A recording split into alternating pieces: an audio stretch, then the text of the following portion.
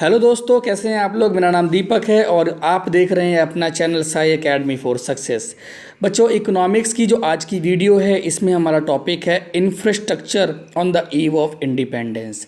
अभी तक हमने डेमोग्राफिक प्रोफाइल इंडिया का, occupational structure, industrial sector, agriculture sector on the eve of independence, ये सभी चीज़ें पढ़ ली हैं।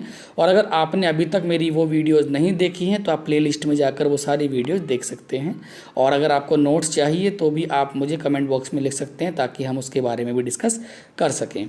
यहाँ हम लोग बच्चों आज बात करने वाले हैं भारत के इंफ्रास्ट्रक्चर की on the eve of independence, यानी आज़ादी के समय भारत की जो संरचनात्मक स्थिति थी, यानी भारत का जो इंफ्रास्ट्रक्चर था, यानी जो संरचनात्मक ढांचा था, वो किस प्रकार का था, आज ये हम डिस्कस करेंगे। तो सबसे पहले बात कर लेते हैं इंफ्रास्ट्रक्चर होता क्या है। एक्चुअल में इंफ्रास्ट्रक्चर को हम दो पार्ट में डिवाइड कर सकते हैं, पहला इकोनॉमिकल और दूसरा सोशल। जब देश के अंदर दो प्रकार के चेंज आते हैं, इकोनॉमिकल और सोशल चेंज, तो उसको हम लोग बोलते हैं इंफ्रास्ट्रक्चर, उसका भाग होता है, उसके एलिमेंट होते हैं ये। तो इकोनॉमिक चेंज में क्या क्या लेते हैं बच्चों, means of transport, communication, banking, power, energy, इन सभी को हम लोग ले लेते हैं किसमें, आपका इकोनॉमिकल चेंज के अंदर। जबकि सोशल चेंज के अंदर लेते हैं education, health, housing facilities etcetera, इन सभी को हम लोग लेते हैं कहाँ पर, सोशल चेंज के अंदर बच्चों। तो भारत के अंदर भी बहुत सारे इकोनॉमिकल एंड सोशल चेंज हो रहे थे और अंग्रेज़ों ने बहुत सारे इकोनॉमिकल एंड सोशल चेंज किए थे। मैं यहाँ पर आपसे डिस्कस करूँगा 4 एक इंफ्रास्ट्रक्चर चेंजेस की जो अंग्रेज़ों ने भारत के अंदर किए। सही किए या गलत किए उसका जो आधार है वो बाद में हम लोग छोड़ देंगे। तो पहला हम लोग बात कर लेते हैं रेलवे, कि रेलवे को डेवलप किया ब्रिटिशर्स ने। दूसरा बात करेंगे पोर्ट्स की, यानी जो बंदरगाह हैं, पोर्ट बनाए गए ब्रिटिशर्स के द्वारा, नए नए पोर्ट्स को डेवलप किया गया। तीसरा पोस्ट एंड टेलीग्राफ्स, यानी जो पोस्ट सिस्टम है, पोस्ट ऑफिस वगैरह खोले गए, टेलीग्राफ्स वगैरह बनाए गए ज़्यादा ज़्यादा भेजने के लिए। और चौथा रोड्स को डेवलप किया गया। तो इन चारों की अगर मैं बात करूँ, भारत में जाहिर तौर पर और बिना किसी शक और शुबा के ये चारों चीज़ें की गई, बट इसके पीछे ब्रिटिशर्स का अपना अपना एक उद्देश्य था। जैसे मैं आपको बताऊं, जब रेलवे डेवलप किया गया तो रेलवे को डेवलप करने का सबसे पहला उद्देश्य था कि जो उनके गुड्स हैं और जो उनके चीज़ें हैं या आर्मी है, उनको एक स्थान से दूसरे स्थान तक, भारत के एक हिस्से से, एक पार्ट से दूसरे पार्ट तक लाया और ले जाया जा सके, इसलिए रेलवे को डेवलप किया गया। पोर्ट्स को क्यों डेवलप किया गया, रॉ मटेरियल, कच्चे माल को आसानी से इंपोर्ट और एक्सपोर्ट करने के लिए पोर्ट्स को डेवलप किया गया। पोस्ट ऑफिस को डेवलप किया गया ताकि एडमिनिस्ट्रेटिव एफिशिएंसी, आसानी से जो सूचनाएं हैं या आसानी से इन्फॉर्मेशन है वो एक जगह दूसरी जगह तक लाई और ले जाई जा सके। जैसे कि बताता हूँ मैं आपको, 1857 के अंदर जो ब्रिटिशर्स का पोस्ट ऑफिस थे वो इतने डेवलप नहीं थे, तो सूचना पहुँचने तक ही के लिए बहुत टाइम लग गया, तो इसलिए भी यहाँ पर पोस्ट ऑफिस को डेवलप किया गया था। नेक्स्ट, रोड्स को जो डेवलप किया गया था वो इसलिए किया गया ताकि रोड्स को पोर्ट्स तक जोड़ा जा सके। तो 4 कारण थे जिसकी वजह से भारत में इंफ्रास्ट्रक्चर को थोड़ा ज़्यादा महत्व इम्पोर्टेंस दिया गया था। और इसमें कहीं से कहीं तक भी ब्रिटिशर्स का ये कंट्रीब्यूशन नहीं था कि वो भारत का फ़ायदा चाहते थे, बस वो केवल और केवल अपने बिजनेस को एनहेंस करने के लिए, अपने बिजनेस को बढ़ाने के लिए उन्होंने ये सब काम किए थे बच्चों। तो आगे नेक्स्ट क्वेश्चन देख लेते हैं, impact of railways in India. तो रेलवे जब भारत में आई तो उसके कुछ अच्छे परिणाम भारत में रहे और कुछ बुरे परिणाम रहे। तो अच्छे ज़्यादा रहे और बुरे कम रहे।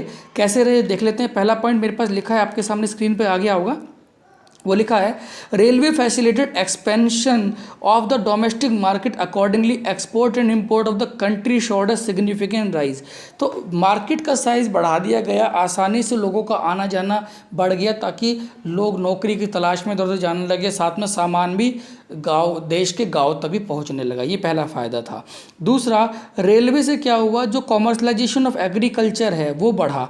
इससे क्या हुआ, रेलवे के आ जाने से जो किसान हैं वो ज़्यादा मेहनत से फसलों को उगाने लगे, क्योंकि अब वो अपने आसपास के शहरों में सामान को बेचने जा सकते थे।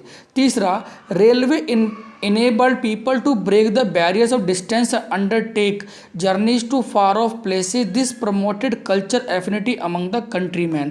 तो कल्चर्स को बढ़ावा मिला, यानी लोग आसानी से दूर दराज की यात्राएं करने लगे, दूर दूर तक जाने लगे, तो ईजी हो गया लोगों के लिए आना जाना। दिल्ली में रहने वाले 5% लोगों को छोड़ दिया जाए तो 95% लोग ऐसे हैं जो किसी न किसी विलेज से बिलोंग करते हैं और किसी न किसी विलेज से वो दिल्ली में आए हैं।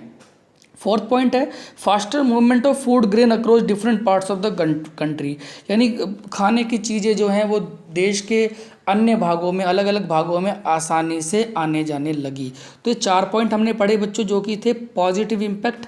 आते हैं नेगेटिव इम्पैक्ट पे। पहला पॉइंट लिखा है आपके सामने, railway contributed to colonial exploitation of the Indian economy because primary goods could then be easily transported from the field and farm to the port of the purpose of export to the British economy. तो भारत जो है कच्चे माल का एक बड़े पैमाने पर और उद्योग बन गया, कच्चे माल को आसानी से लाने ले जाना शुरू कर दिया अंग्रेजों ने रेलवे की सहायता से। दूसरा, finish goods can come easily to India, could come easily to India, यानी जो मार्केट थी इंडिया की वो डेवलप होनी शुरू हो गई और ब्रिटेन से आने वाला सामान आसानी से भारत के बाजारों में पहुंचने लगा, जिससे हमारे जो यहाँ के जो लोकल लोग थे उनके उद्योग को, उनकी इंडस्ट्री को बड़ा झटका लगा। वो आसानी से हमारे यहाँ पर पहुँच जाता था और फिर वो हमारे सामान के तो कंपटीशन किया करता था बच्चों। नेक्स्ट पॉइंट है spread of railways led to the spread of domestic market for the British product, यानी कि ब्रिटिश प्रोडक्ट के लिए अब डोमेस्टिक मार्केट तैयार हो चुकी थी क्योंकि रेलवेज़ आ चुकी थी। तो ये तो हुई बच्चों रेलवे की बात कि रेलवे से क्या क्या बेहतर था और क्या क्या ख़राब हुआ। बात कर लेते हैं कि क्या ब्रिटिशेज़ ने भारत के अंदर कुछ पॉजिटिव चेंजेस भी लाए या सब कुछ नेगेटिव रहा।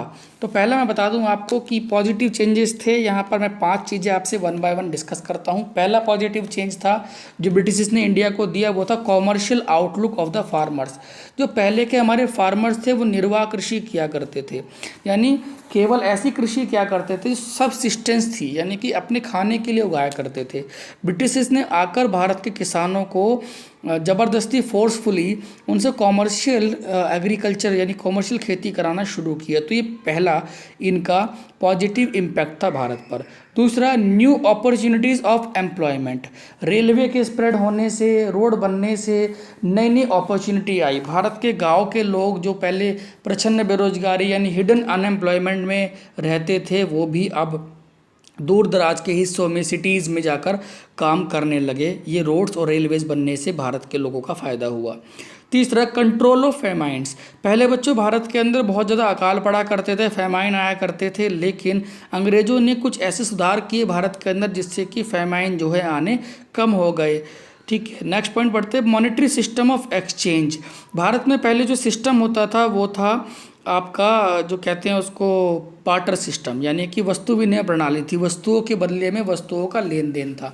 लेकिन अंग्रेज़ों ने आकर इसको मॉनेटरी सिस्टम में कन्वर्ट किया जो कि बहुत फ़ायदेमंद रहा आने वाले समय में इंडिया के लिए। और last, efficient system of administration. Let me tell you very important thing. आप राष्ट्रपति भवन देखते हैं, लोकसभा देखते हैं, जहाँ तक कि दिल्ली को 1911 में दोबारा से डिज़ाइन किया गया था। भारत के जो संविधान बनाया गया 1950 में जो लागू हुआ हमारा भारत का संविधान, उसके अंतर्गत आने वाले 1935 के बहुत सारे लॉ थे जो ब्रिटिश गवर्नमेंट ने टाइम टाइम पर भारत में लागू किए थे। तो ये सारी चीज़ें थी। एडमिनिस्ट्रेशन हम लोग आज भी अगर कहें तो बहुत हद तक ब्रिटिशेस का यूज़ करते हैं। तो ये थे जो अच्छे चेंजेस ब्रिटिशेस ने इंडिया में किए थे। तो ये था बच्चों आज का सेशन हमारा। अगली वीडियो में मैक्रो इकोनॉमिक्स पढ़ेंगे, मैक्रो इकोनॉमिक्स के कुछ इंपॉर्टेंट क्वेश्चन आंसर डिस्कस करेंगे और सेकंड चैप्टर वीडियो करेंगे। अगर वीडियो अच्छी लगी हो तो लाइक कर देना और बहुत अच्छी लगी हो तो शेयर कर देना, बेल आइकन दबा देना, प्रेस कर देना, सब्सक्राइब कर देना ताकि आपको आने वाले समय में नोटिफिकेशन मिल जाए। Thank you so much.